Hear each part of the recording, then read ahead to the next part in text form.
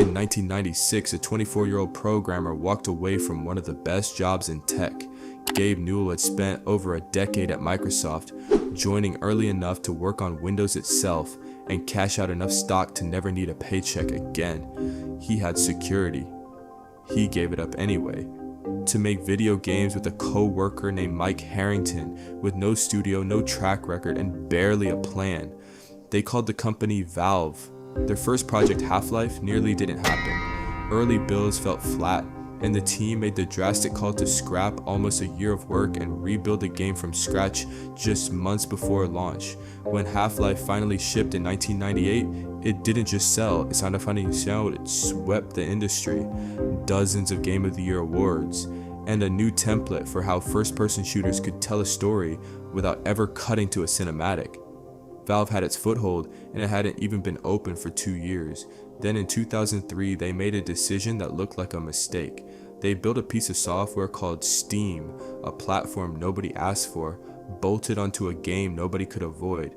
Half-Life 2 required it to run, players hated it. Servers crashed, critics called it a disaster waiting to happen. For the first few years, they weren't entirely wrong. Adoption was slow and trust was low. Steam survived anyway. Slowly, then all at once, it became the place PC gaming lived. The store, the community, the whole ecosystem. And it was run unlike almost any company on earth. No managers, no fixed job titles. Employees at Valve famously work at desks built with wheels, so if a project stops being interesting, they just roll themselves over to a new team and start on something else.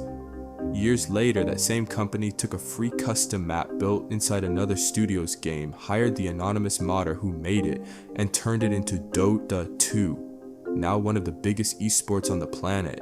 With the championship prize pool funded almost entirely by the players themselves, reaching tens of millions of dollars a year. Decades after that first gamble, Valve is still taking them, most recently pulling players back into the Half-Life universe with a VR sequel nobody expected. One programmer's bet, still paying off, one system at a time.